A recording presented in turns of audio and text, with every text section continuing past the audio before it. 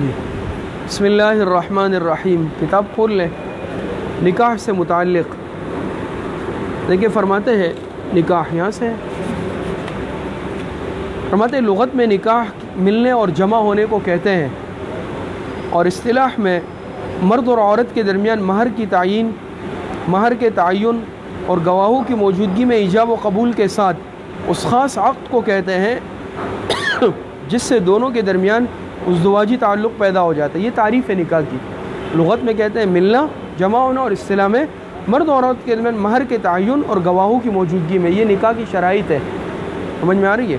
مہر کے تعین اور گواہوں کی موجودگی میں ایجاب و قبول، نکاح میں ایجاب و قبول ہوتا ہے نا، کے ساتھ اس خاص عقد کو کہتے ہیں جس سے دونوں کے درمیان ازدواجی تعلق پیدا ہو جاتا ہے میاں بیوی میں. اسلام نے رہبانیت اور مجرد زندگی، مجرد کہتے ہیں کہ انسان ایسی زندگی گزارے کہ جس میں کیا ہو کہ بھئی مجھے نکاح نہیں کرنا، اس کو مجرد کہتے ہیں. بغیر نکاح کی زندگی گزارنا اس کو مجرد کہتے ہیں. تو نکاح شریعت میں رہبانیت نہیں ہے. حدیث میں لا رہبانیت فی الاسلام. عیسائیت میں رہبانیت تھی کہ وہ بالکل نہ نکاح کرتے تھے ان کے راہب جو تھے، اور نہ جو ہے دنیا داری رکھتے تھے، جنگلوں میں جا کے بیٹھ کے زندگی گزارتے تھے. شریعت میں رہبانیت نہیں ہے. آپ علیہ السلام کی حیات طیبہ آپ نے نہیں پڑھی، آپ نے نکاح بھی فرمایا، آپ کی اولادیں بھی ہوئی، آپ نے تجارت بھی کی، آپ نے لوگوں کے ساتھ معاشرت بھی کی، سب کچھ کیا. بات سمجھ میں آ رہی ہے؟ مجرد زندگی کہتے ہیں کہ انسان پوری زندگی میں شادی نہیں کروں گا. شریعت نکاح کرنا سنت ہے حضور علیہ السلام کی. تو مجرد زندگی شریعت نے مخالفت کی ہے اس طرح، اس لیے کہ یہ انسانی طبیعت اور مزاج سے متصادم ہے. اللہ پاک نے انسان کے اندر نکاح کا ایک فطری جذبہ رکھا ہے. بات سمجھ میں آ رہی ہے؟ شادی انسانی فطرت ہے جس سے شرمگاہ اور نظریں محفوظ ہو جاتی ہے اور معاشرہ انحطاط اور گراوٹ سے بچتا ہے. یہ صرف دو افراد کا سماجی بندھن نہیں ہے بلکہ انسانی معاشرے کے بقا اور وجود اور بقا کے ایک بنیادی ستون ہے. نکاح کا مقصد صرف خواہش کی تکمیل تو نہیں ہے. نکاح کا مقصد یہ ہے کہ دو گھرانے آباد ہو جاتے ہیں، آگے اللہ پاک اولاد کا سلسلہ چلاتے ہیں، پورا خاندان بن جاتا ہے. صحیح ہے یا نہیں ہے؟ تو یہ بیٹا ہے، یہ بیٹی ہے، یہ نواسی، یہ پوتا ہے، یہ اس کے چچا ہے، یہ ماموں ہے. یہ معاشرہ کیسے وجود میں آیا؟ بات سمجھ میں آ رہی ہے؟ یہ جنسی بے راہ روی، یعنی انسان گناہوں کے اندر مبتلا ہو جائے، اس اعتبار سے انسان کی اخلاقی زندگی کا ایک خطرناک اور ہلاکت خیز مرحلہ ہے، بہت خطرناک ہے. اس سے بچنے کے لیے نبی اکرم صلی اللہ علیہ وسلم نے صاحب استعداد نوجوانوں کو نکاح کا حکم دیا ہے. حدیث میں آتا ہے نا، آپ علیہ السلام فرمایا من استطاع منکم الباءۃ فلیتزوج. اچھا، نکاح کے ذریعے کنبہ بڑھتا ہے نا، خاندان بڑھتا ہے، فیملی بڑھتی ہے، صالح اولاد پیدا ہوتی ہے جو زندگی کا ایک قیمتی سرمایہ ہے، دنیا میں آنکھوں کی ٹھنڈک اور آخرت میں فلاح اور سعادت کا ذریعہ بنتی ہے. اولاد انسان کے کام بھی آتی ہے. اسی اولاد کو انسان اپنے لیے صدقہ جاریہ بھی بنا سکتا ہے. ان کو نیک تعلیم دے، اچھی تعلیم دے. مرنے کے بعد وہ اولاد جو نیک کام کرے گی اس میں والد کو بھی حصہ ملے گا، وہ دعائیں مانگے گی. بات سمجھ میں آ رہی ہے؟ اچھا، نکاح کے بعد اہل و عیال کی پرورش اور خبرگیری اور گھر بار کی تمام نگہداشت کے سلسلے میں مسلسل جد و جہد کرنا پڑتی ہے، جس سے انسان کا نفس مجاہدے کا عادی ہو جاتا ہے. کس چیز کا؟ مجاہدے کا. لیکن جو انسان جتنا ہے نا ایسے ہی ہوگا، نہ شادی ہو کچھ، وہ سست ہوگا، پڑا رہے گا. چلے ایک تو فرد ہو یار، کیا کھانا کمانا ہے. لیکن جب شادی ہوتی ہے انسان پہ ذمہ داری آتی ہے، احساس ذمہ داری بڑھ جاتا ہے، انسان محنت کا عادی بن جاتا ہے. بات سمجھ میں آ رہی ہے؟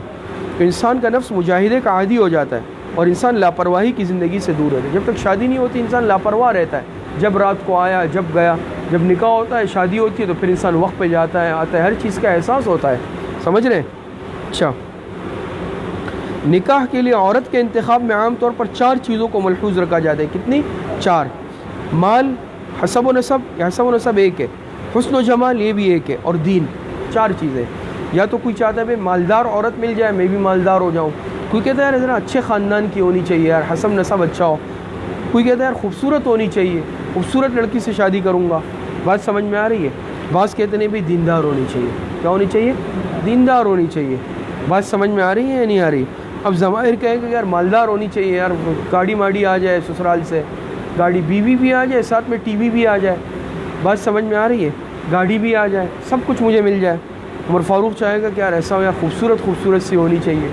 بات سمجھ میں آ رہی ہے؟ بھائی دینداری کو ترجیح دو. بات سمجھ میں آ رہی ہے؟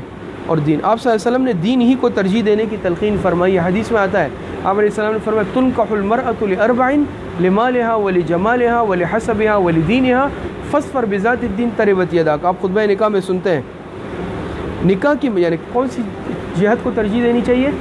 دینداری. یہ چیزیں عارضی ہے. مال آج ہے، آج مال ہے، کل کنگال ہے، پھر کیا کرو گے؟ آج خوبصورتی ہے، ہمارے حضرت پیر ذوالفقار صاحب فرماتے ہیں نا کہ جب بوڑھی ہو جائے گی تو چہرہ چوارا بن جائے گا. چوارا دیکھا ہے؟ پھر کیا، پھر عمر فاروق کہے گا اب دوسری کرنی ہے. حسن و جمال تو ختم ہو گیا، وہ تو چلا گیا. بات سمجھ میں آ رہی؟ نہ منہ میں دان تھے، نہ پیٹ میں آن تھے، کچھ بھی نہیں ہے. لیکن دینداری ہمیشہ رہتی ہے، اس کی بنیاد پر رشتہ پائیدار رہتا ہے. لالچ کی بنیاد پہ ہوگا نا کہ مالداری ہے، خوبصورتی ہے، حسب نسب، یہ چیزیں عارضی ہوتی ہے، یہ رشتہ چلتا نہیں ہے. سمجھ رہے؟ نکاح کی مجلس اعلانیہ طور پر مسجد میں منعقد کرنا مستحب ہے. آج ہمارے یہ کمزوری بھی، گھروں کے اندر بند کمروں کے اندر نکاح کرتے رہتے ہیں. حدیث میں بھائی سنت ہے مسجد میں کرنا. پتہ نہیں اس میں باقی جب ولیمہ ہوگا تو ڈول ڈھماکے وہ شب ناچ گانے ہوں گے علمان والحفیظ، لیکن نکاح میں ہم اتنے وہ بن جاتے ہیں بھائی گھر کے اندر، اور پھر گھر میں وہ اندھیرے والے کمرے کے اندر پسینہ بہہ رہا ہے، نہ ایک اس پہ پیر رکھ رہا ہے، وہ اس پہ پیر رکھ رہا ہے، دھکم پیل ہو رہی ہے، لیکن نکاح اندر چھپ کے پڑھنا ہے. یہ اندر آج ہم لوگوں نے مزاج بنا. ایسا ہے یا نہیں ہے؟ مسجد سے ایسے دور بھاگیں گے کہ پتہ نہیں. ہاں، جب پھر ولیمہ ہوگا، پھر جب رخصتی ہوگی تو پٹاخے ہیں، بم ہیں، ناچ ہے، گانے، سب کچھ ہے پھر ماشاءاللہ. اور جو سنت عمل ہے وہ ہم گھر کے اندر کمروں کے اندر گھس کے کرتے ہیں. بات سمجھ میں آ رہی ہے؟ تو نکاح کی مجلس اعلانیہ طور پر مسجد میں منعقد کرنا مستحب ہے. نکاح کے بعد اپنی استطاعت کے مطابق دعوت ولیمہ مسنون ہے. اس میں ہم کہہ رہے ہیں سادگی سے کرنا چاہتا ہوں. باقی خرچے میرے لاکھوں روپے ہوں گے، مستیاں خرمستیاں، پٹاخوں پہ، بموں پہ، اور دوسری چیزوں پہ، پھولوں پہ. ولیمے کی بات آئی ہے نہیں، بس پیسے نہیں ہے. بس یار سنت ہے نا، بہت مختصر ہونا چاہیے، سادگی سے ہونا چاہیے. یہاں پھر ہم سادگی پہ آ جاتے ہیں. جو عمل مسنون ہے اس پہ ہم سادگی میں آتے ہیں، اور جو ادھر ادھر کی فضول رسمیں اس پہ لاکھوں روپے لگا لیں گے. جس میں سادگی کو فرماتے ہیں کہ ولیمہ دعوت ولیمہ مسنون ہے جس میں سادگی کو اپنانا چاہیے. فخر، نام و نمود، منکرات اور دیگر تمام غیر شرعی امور سے بچنا چاہیے. آگے دیکھیں حدیث. بسم اللہ الرحمن الرحیم. وعن انس رضی اللہ عنہ قال قال رسول اللہ صلی اللہ علیہ وسلم اذا تزوج العبد فقد استكمل نصف الدین فلیتق اللہ فی النصف الباقی. ترجمہ. حضرت انس رضی اللہ عنہ فرماتے ہیں کہ رسول اللہ صلی اللہ علیہ وسلم نے فرمایا جس کسی نے نکاح کر لیا تحقیق اس نے اپنا آدھا دین مکمل کر لیا. اب چاہیے کہ باقی آدھے کے بارے میں اللہ سے ڈرے. نکاح سے نصف دین کی تکمیل ہوتی ہے، باقی نصف ہوگی انسان رزق حلال کمائے، گناہوں سے بچے.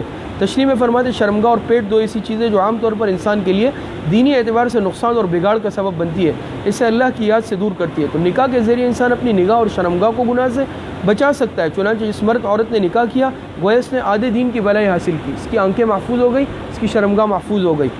اب اسے باقی آدھے کے بارے میں بھی اللہ سے ڈرنا چاہیے، نہ حرام سے بچے، حلال کمائی کے لیے کوشش کرے تاکہ خود بھی دوسروں پر بوجھ نہ بنے اور اپنے اہل و عیال کی بھی کفالت کر سکے اور دین کے اعتبار سے مکمل بھلائی حاصل کر سکے.